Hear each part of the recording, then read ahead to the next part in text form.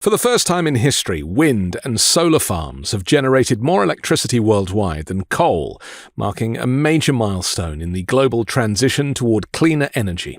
According to new research from the climate think tank Ember, renewable power is now growing fast enough to meet nearly all of the world's rising electricity demand, a sign that fossil fuel dependence may have finally peaked.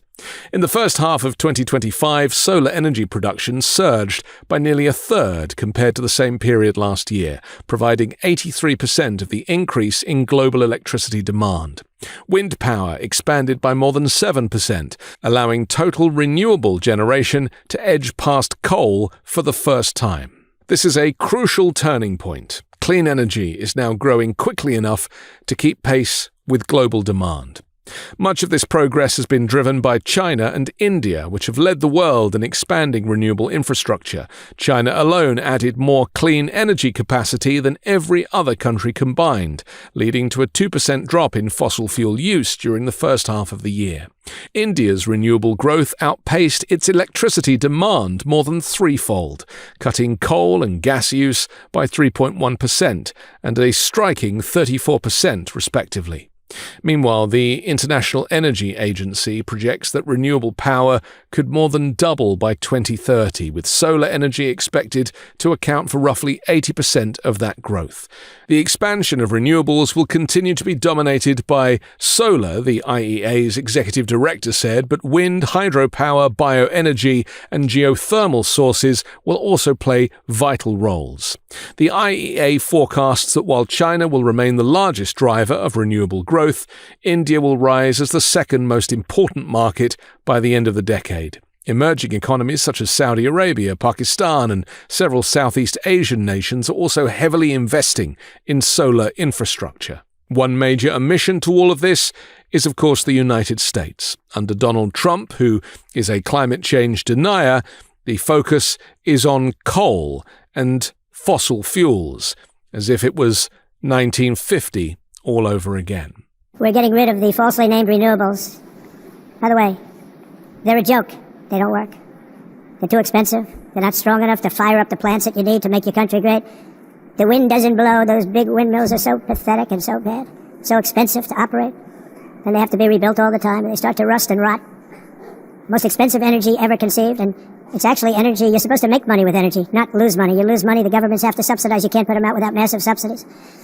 And most of them are built in China, and I give China a lot of credit. They build them, but they have very few wind farms. So why is it that they build them and they send them all over the world, but they barely use them? You know what they use? Coal. They use gas. They use almost anything, but they don't like wind. But they sure as hell like selling the windmills. Europe, on the other hand, has a long way to go, with many countries being on the brink of destruction because of the green energy agenda. They've said this is a disaster, what's happening. They were going all green. All green is all bankrupt. That's what it represents.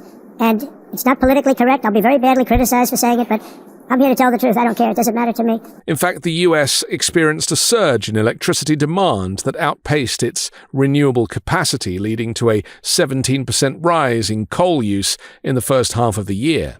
The global divergence underscores the need for direct investment in renewable energy, rather than reliance on mechanisms like carbon offsets, which recent studies show are failing to meaningfully reduce emissions.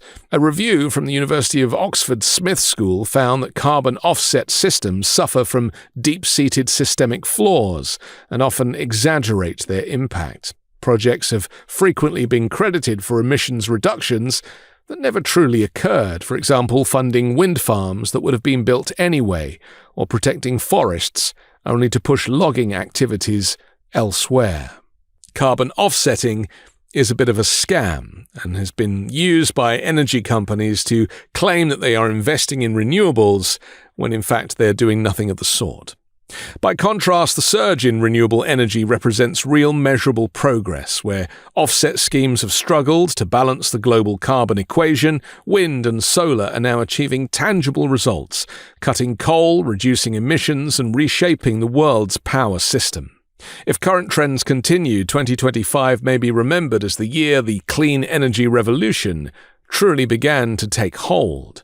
And as the rest of the world accelerates towards renewables, Donald Trump has doubled down on coal investments, signaling a sharp reversal from the global energy shift.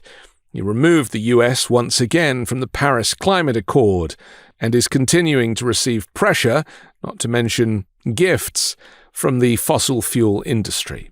Trump on Monday ordered the approval of a proposed 211-mile road through an Alaska wilderness to allow mining of copper, cobalt, gold, and other minerals. The long-debated Amber Road project was approved in Trump's first term but was later blocked by the Biden administration after an analysis determined the project would threaten caribou and other wildlife and harm Alaska's indigenous tribes that rely on hunting and fishing. Meanwhile, the White House announced it is taking a 10% equity stake in Trilogy Metals, a Canadian company that is seeking to develop the Ambler site along with an Australian partner. When it comes to Donald Trump, money is always placed ahead of doing the right thing. I'm Anthony Davis. You can find me on the 5 Minute News YouTube channel and podcast, on Wednesdays co-hosting Uncovered, and on Sunday on The Weekend Show with MeidasTouch. Love this video? Support independent media and unlock exclusive content, ad-free videos, and custom emojis by becoming a paid member of our YouTube channel today. You can also gift memberships to others. Let's keep growing together.